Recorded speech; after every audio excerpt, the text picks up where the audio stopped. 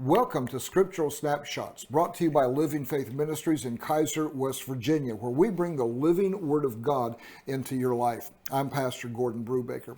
We're studying the God of the Torah, and we're basing this on the 15 contributions outlined by Dennis Prager in his Rational Bible, in his book, commentary on the book of Genesis. What he lists as 15 contributions that the God of the Torah has made into the earth. And the 13th contribution he lists is, quote, the God introduced by the Torah gives human beings free will. Free will. This is so crucial. Let me just give you a couple quotes of his.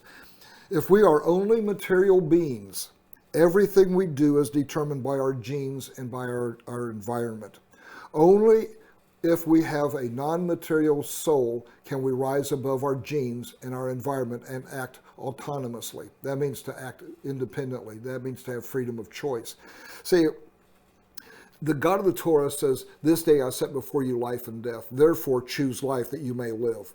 I mean, he even gives you the answer. I mean, he gives you a multiple test question, and he gives you the answer. He said, this is the right answer. Choose life. And this is a choice that's before us. This is our free will. This is what the God of the Torah gave to us. And a lot of people will tell you, you don't have a free will. It's starting to be taught in our education system in the United States. You have no free will. You are genetically what you are, and you will never change. If you're black, you fall into, I was raised that you can't put people into categories. You can't just say, well, everybody is alike. You can't just do that. And today we're doing that. The elites are saying, well, if you're white, this is how you think, and all whites think this way. Well, not all whites think that way. I mean, it's obvious that they don't. Well, if you're black, all blacks think this way. No, they don't. People are individuals. They have free will. You can choose this day whom you will serve. And that free will, people don't like that because free will means they can't control you. Hello.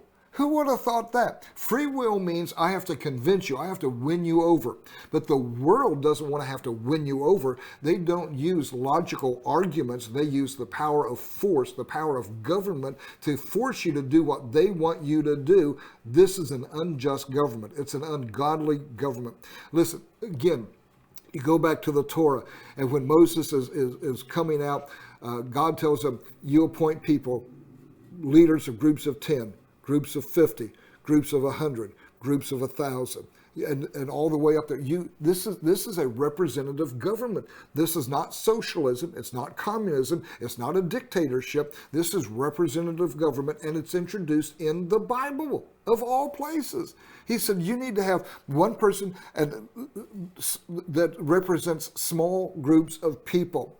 Well, we want to have one to represent the whites, one to represent the blacks, one to represent the Hispanics, one to represent the Asians, one to represent this and that group and all the other groups. It's like, so you have one person as a spokesman for all the people that, quote, identify with them.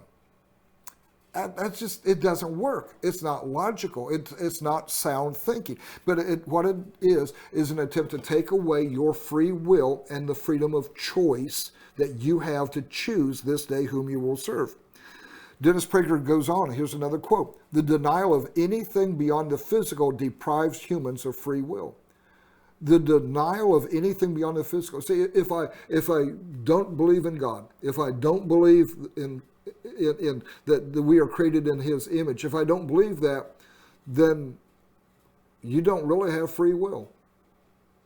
You really don't have the right to choose. He goes on to explain, this is why Clarence Darrow, now this is a practical result. Clarence Darrow, who was a famous criminal lawyer in America, in the United States, he said, quote, all people are products of two things, and only two things. Their heredity and environment. They act in exact accord with the heredity which they took from all the past and for which they are in no wise responsible, and the environment. This is the reason Clarence Darrow opposed the punishment of criminals. You go, what? He opposed the punishment, all punishment of criminals, because they can't help themselves.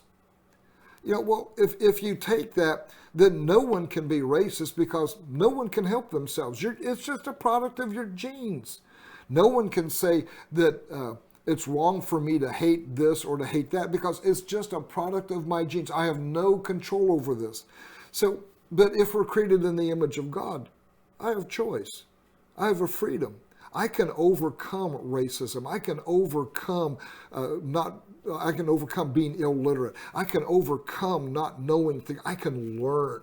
I can school myself. I can teach myself these things. See, I'm not a product of what I have inherited. I can change my destiny. I have free will, which comes as a revelation, a contribution of the God of the Torah. I'm Pastor Gordon Brubaker. God bless you.